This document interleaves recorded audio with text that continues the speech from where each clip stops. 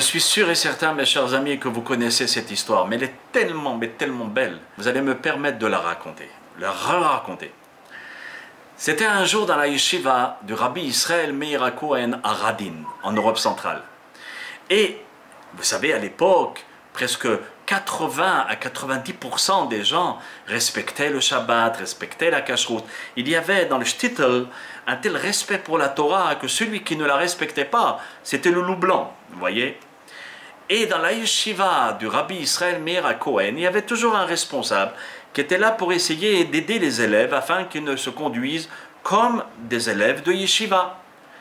Et un jour, ce responsable, il voit un des élèves avec une cigarette à la main, déjà chose qui ne se faisait pas à l'époque, mais en plus, cette cigarette le jour du Shabbat. Wow. Alors ce responsable est parti voir Rabbi Israël Meir HaKohen, le Chafetz Chaim. Il lui dit, regardez Rabbi, il y a un élève qui fume à la yeshiva le jour du Shabbat. Le Chafetz Chaim demande au responsable de faire venir l'élève en question. L'élève était très émotionnel, était dans l'émotion. Wow, le Chafetz Chaim m'appelle, qu'est-ce qui se passe? Wow. Et donc, il va vers l'appartement du Chafetz Chaim, dont le Rav, là, il l'attendait, et il rentre dans une salle. Le Chafetz Chaim, il raconte ce jeune il n'était pas plus haut que moi. Cet enfant avait peut-être 13-14 ans. Le Chafetz Chaim n'était pas très grand en taille, mais un géant dans sa Torah. Et il le fait rentrer dans la chambre et il ferme la porte. Personne n'a su qu'est-ce que le Chafetz Chaim a dit à cet élève pendant des années et des années. Jusqu'à un beau jour où il y avait un grand Talmid Chacham qui a donné une très grande conférence et un cours de Torah, un shiur, dans une synagogue, dans un grand Beth Midrash. Il y avait beaucoup de monde. Et dans son Dvar Torah, il rapporte l'histoire que je vous ai rapportée avec le Chafetz Chaim.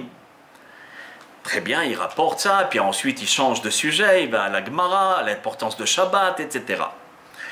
Et à la fin de sa conférence, tout le monde le félicite, tout le monde s'en va, mais au fond de la salle, il y avait une personne âgée de 75 ans à peu près, qui était tout blanc, et presque, il s'évanouissait, il n'était pas bien. Et donc le Rav en question qui avait donné la dracha s'approche de cette personne âgée. Il lui dit, il y a quelque chose qui se passe, vous n'allez pas bien. Et il prend vite un verre d'eau pour lui servir. Il lui dit, qu'est-ce qui se passe? Et c'est là où cette personne âgée s'adresse au Rav qui a fait la dracha et lui dit, écoute, assieds-toi. Tu as rapporté une très belle dracha, un chiour fantastique.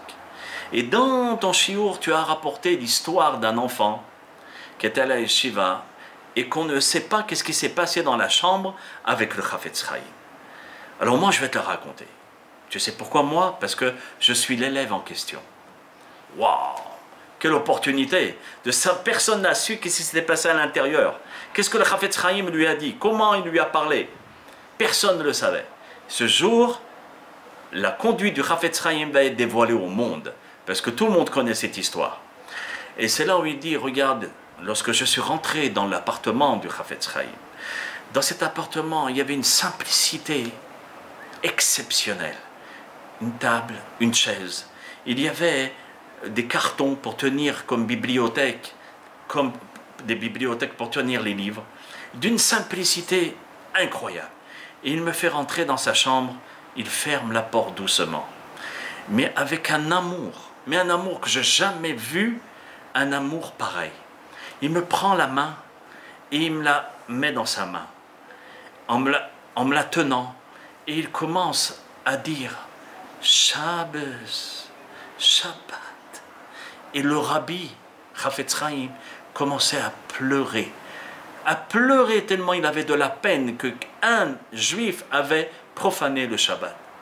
Et une des larmes du Chafetz Chaim est tombée sur ma main. Déjà, ces paroles sont rentrées à l'intérieur de mon cœur. Ça m'a complètement transformé. Mais cette larme qui est rentrée ici, elle a fait une marque indélébile sur la conduite de mon judaïsme de plus tard. Au moment où le Chafetz Chaim m'a réprimandé sans me réprimander, m'a rentré tellement d'amour sur le Shabbat, où je ne savais pas qu'est-ce que c'est le Shabbat, et jusqu'à maintenant je ne le sais pas. Mais il m'a donné tellement la beauté, et la grandeur du Shabbat à travers son amour, sa façon de parler, qu'à ce moment-là, je suis devenu Betchouva. Et toute ma vie, je me suis souvenu de ce moment-là. Et c'est ce moment-là qui m'a donné la force d'être dans la Torah. Et si j'ai une barbe et des péotes et une casquette, c'est parce que le Chafetz Chaim, grâce à son amour, a su me mettre dans le droit chemin à travers l'amour de ses paroles, à travers cette compassion, à travers cette manière de m'adresser, l'importance du Shabbat. Qu'est-ce qu'il aurait gagné, le Chafetz Chaim? Il avait tout à le faire, à me crier dessus et me dire: t'es un mauvais garçon, tu donnes la honte dans la yeshiva, ici c'est une yeshiva, c'est pas un café, et me crier dessus ou bien me faire comprendre que je suis un mauvais gars. Il ne m'a jamais laissé une seule place que j'étais un mauvais gars. Au contraire, que j'étais un garçon qui pouvait respecter la reine Shabbat et de mettre cette couronne sur ma tête. Et cette larme qui était rentrée en moi, dans mon sang, et elle fait partie de moi maintenant, je la transporte avec moi et c'est elle qui me donne toujours l'amour de la Torah et de la pratiquer. Et au moment où je m'affaiblis, je pense à ce moment-là. Et c'est là où je deviens encore plus fort. Et c'est là où le Rav lui dit: oh, maintenant je vais pouvoir rapporter en ton nom qu'est-ce qui s'est passé à l'intérieur de ce bureau ou de cette maison. Tout pour nous dire pourquoi cette histoire nous rapporte beaucoup de choses. Parce que malheureusement, parfois, on a tendance à s'affoler, à s'exciter, à monter le ton. Et la note de la voix devient insupportable aux oreilles de l'autre qui est en face de nous. Même si on est les Shem Shamaï, même si on le fait pour la Torah et on le fait pour Dieu. Mais Dieu ne nous a pas dit qu'il fallait saccager l'honneur des autres. Qu'il fallait plutôt et surtout chercher à leur donner une grande place. Parce qu'ils l'ont, ces grandes places. Chaque Ben Israël est un joyau de la couronne d'Hachem. Il faut seulement faire une seule chose: la faire briller. Si cette pierre s'est détachée de la couronne et qu'elle est tombée dans la boue, il ne faut pas dire elle est foutue. C'est de la prendre, la nettoyer, parce qu'il reste toujours un joyau. Et ce joyau-là peut briller encore plus que n'importe qui. Regardez, la preuve, c'est que cet enfant qui avait décidé de ne plus respecter le Shabbat à la yeshiva, eh ben, grâce à des paroles de douceur, a pris la décision de toujours rester dans la Torah Akdosha.